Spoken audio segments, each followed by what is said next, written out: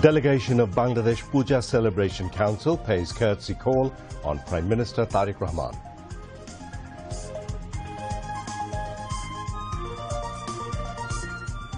Necessary fuel supplied to filling stations, but panic buying increases demand. Minister for Power, Energy and Mineral Resources Iqbal Hassan Mahmood informs Parliament. No fuel crisis in the country. Agriculture, fertilizer and power production sectors to get priority fuel supply, says ministry spokesperson.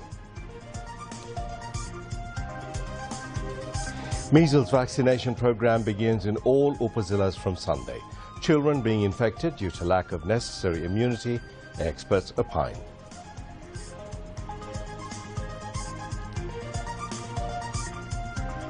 Remittances hit new record of $375 crore in March 2026. International Crimes Tribunal rejects Jarrah President Hassan al-Inu's application for retrial of crimes against humanity case related to July mass uprising. US President Donald Trump threatens to strike Iran with extremely severe blows over the next 2 to 3 weeks. Says US is very close to reaching war targets. NASA successfully launches long-awaited Artemis 2 mission. Humans on the way to Moon's path after over 54 years. And Bangladesh beat Chinese Taipei 4-3 to kick off Asian Games hockey qualifiers. Assalamu alaikum. Welcome to News at 10. I'm Mahmoud Rahman. Those were the headlines. We'll move on now to the details. A delegation of the Central Committee of Bangladesh Puja Udjapon Porishad paid a courtesy call on Prime Minister Tariq Rahman. The delegation met the Premier at Bangladesh Secretariat today. Local Government, Rural Development and Cooperatives Minister Mirza Fakhrul Islam Alamgir and central leaders of the Bangladesh Puja Udjapon Porishad were present during the meeting.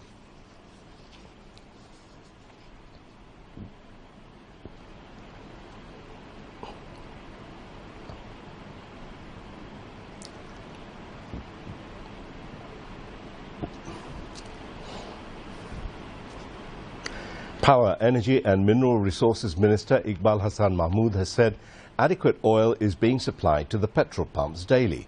However, artificial crisis is being created due to panic buying. The minister said this replying to a query during question and answer session at Jatiyo সংসদ today. Earlier, sitting of the House started with Speaker Major Retired Hafizuddin Ahmed Bir Bikram in the chair. Prime Minister Tariq Rahman was present at the House. Replying to a query, Power and Energy Minister said currently there is no plan to provide new gas connections to homesteads. He said government is prioritizing supplying gas to the mills and factories. Replying to a query, Industries Minister Khondokar Abdul Muqtadir said government has a plan to establish new mills and factories in the country to overcome unemployment problem. The minister said government is planning to reopen the closed mills and factories through public-private partnership. Besides, discussion on Rule 71, calling attention to matters of urgent public importance, was held at Jatiyo সংসদ today. Later, discussion on Private Members' Bill was also held at the House. During the discussion, Education Minister Dr. A.N.M. Ehsanul Haq Milan urged members of Parliament to submit proposals for establishing technical institutions in their constituencies. Besides, Special Committee Chairman Joinal Abdin today placed its report at the House. The committee suggested to place 98 ordinances as it is and 15 ordinances after scrutiny in the House. The committee also suggested to place 16 ordinances later after strengthening and scrutiny. It also suggested to place bill at the House for repealing 4 ordinances. The sitting of the House will resume on Sunday in the afternoon. The government has said that fuel will be supplied on a priority basis according to demand in agriculture, fertilizer, production and electricity generation. Spokesperson of the Ministry of Power, Energy and Mineral Resources, Monir Hossain Chaudhry, made this statement at a regular press briefing at the Secretariat this afternoon. He mentioned that from March 3rd to April the 1st, a total of 372,000 litres of fuel oil were recovered across the country through drives, and said that there is no fuel crisis in the country. However, he also noted that panic buying of fuel has not yet stopped.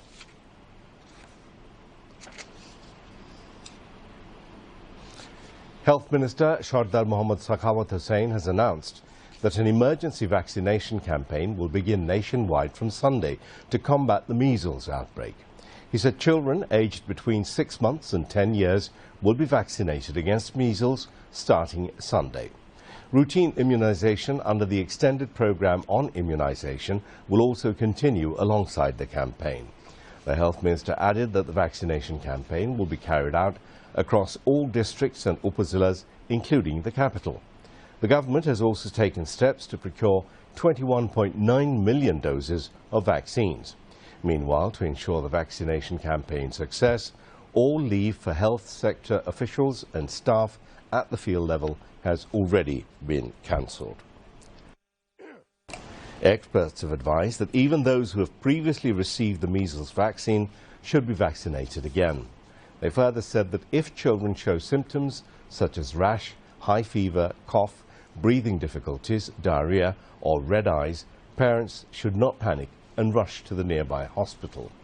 Meanwhile, to ensure proper treatment of measles patients, specialized measles wards have been opened in all medical college hospitals and district Shodor hospitals across the country, including in the capital.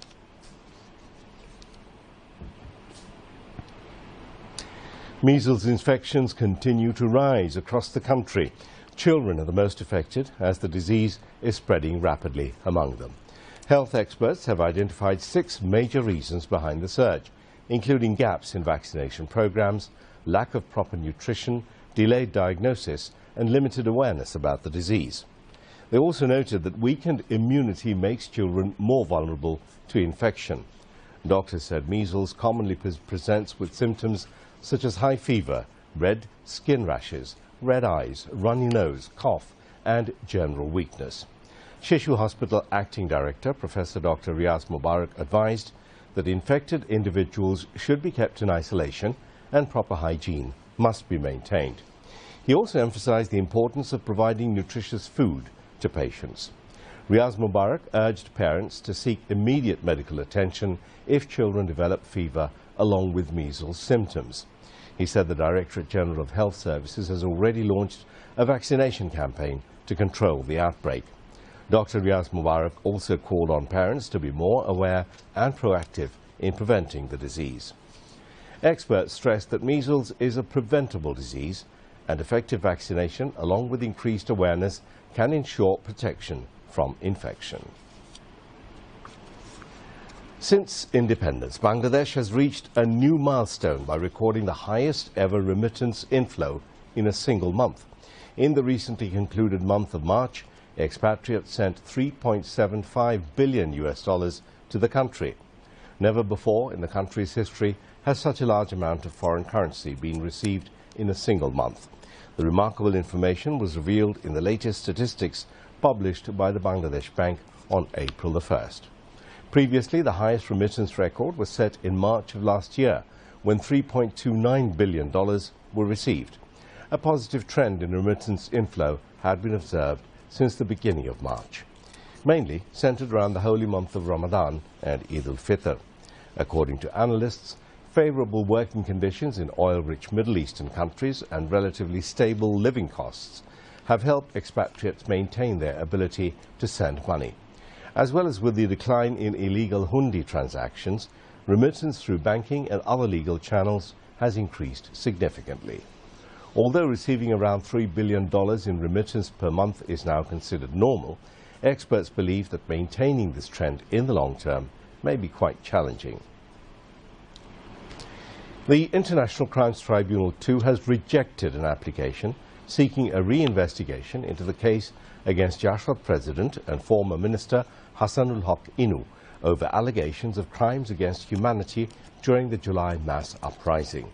A three-member judicial panel of the tribunal, led by its chairman, Justice Nazrul Islam Chaudhry, passed the order today. Earlier, on 10th March, Hassanul Haq Inu submitted a written explanation of around 64 pages through his lawyer as part of his defense testimony.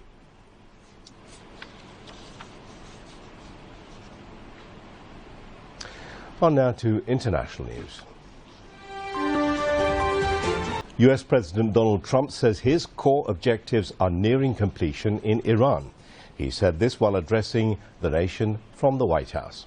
The roughly 20-minute speech, Trump also called on allies to build up the courage to secure shipping in the Strait of Hormuz, arguing that the US doesn't need it. The US president said Iran's navy is gone, its air force is in ruins, most of its leaders are dead, and its ability to launch missiles has been curtailed. Trump said the US is winning bigger than ever before. Trump's speech came hours after he claimed Iran had asked for a ceasefire, a claim Tehran denies. Meanwhile, Iran's President Masoud Pezeshkian tells the US public his country has no hostility towards the people of the US, Europe, or its neighbors. US-Israeli forces continue to strike Iran, killing 9 people in Laristan and Mianeh in recent hours.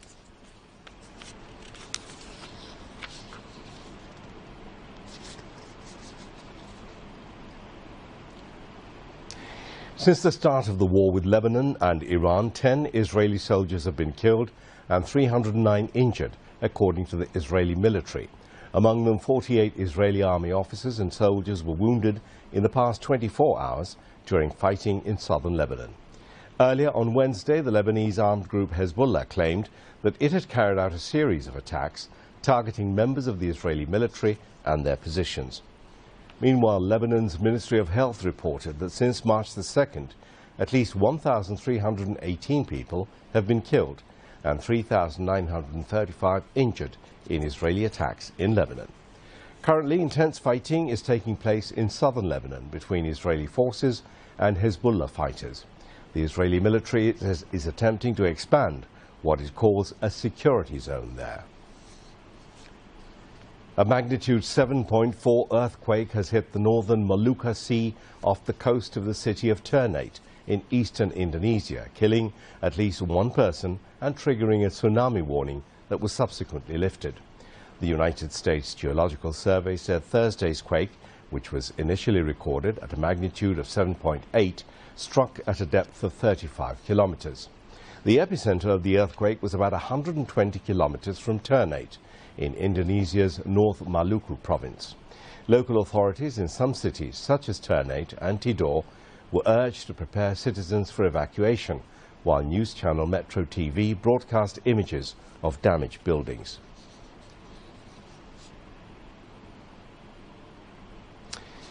Artemis II space mission has blasted off from the US state of Florida, sending 4 astronauts on a historic journey around the moon, and marking the first time humans have traveled beyond low Earth orbit in more than 50 years. The mission, which launched on Wednesday, is a major step in the United States Space Agency NASA's plan to return humans to the moon and eventually send astronauts to Mars. The 32-story rocket rose from NASA's Kennedy Space Center in Cape Canaveral, where tens of thousands gathered to witness the liftoff. The Artemis II crew, NASA astronauts Reed Wiseman, Victor Glover, Christina Koch, and Canadian Space Agency astronaut Jeremy Hansen, are set for a nearly 10-day journey around the moon and back, taking them further into space than humans have traveled in decades. Tensions were high in the hours leading up to the launch as hydrogen fuel began flowing into the rocket, a critical phase that had caused a dangerous leak during a countdown test earlier this year and forced a lengthy delay. On now to the weather.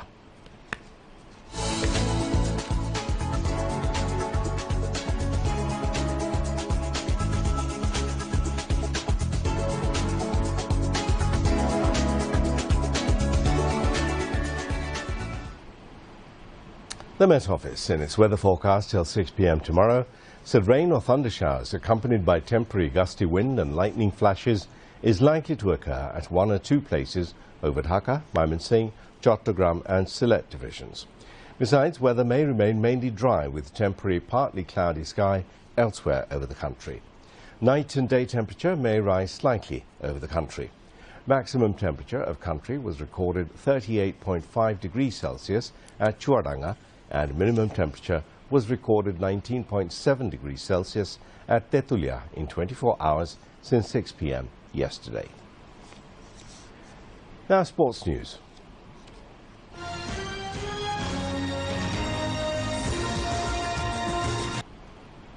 Bangladesh has started the Asian Games hockey qualifiers with a victory.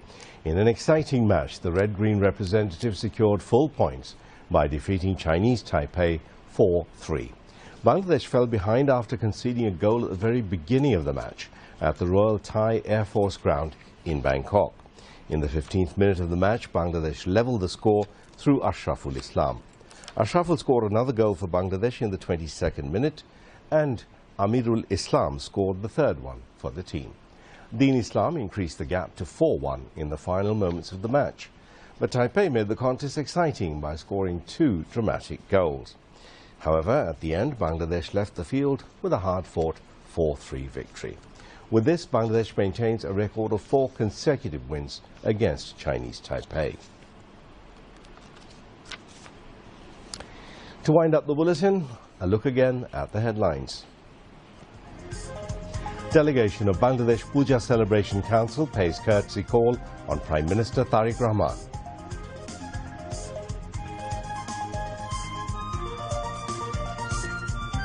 Necessary fuel supplied to filling stations, but panic buying increases demand. Minister for Power, Energy and Mineral Resources Iqbal Hasan Mahmood informs Parliament. No fuel crisis in the country. Agriculture, fertilizer and power production sectors to get priority fuel supply, says ministry spokesperson. Measles vaccination program begins in all upazilas from Sunday. Children being infected due to lack of necessary immunity, experts opine.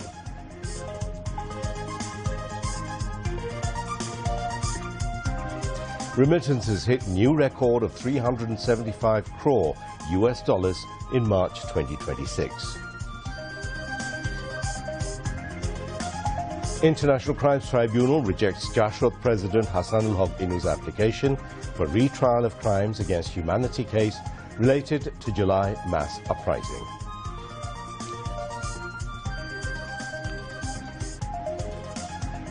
US President Donald Trump threatens to strike Iran with extremely severe blows over the next 2 to 3 weeks, says US is very close to reaching war targets.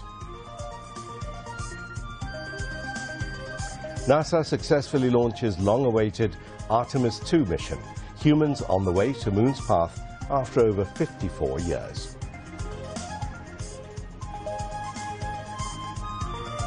And Bangladesh beat Chinese Taipei 4-3 to kick off Asian Games hockey qualifiers.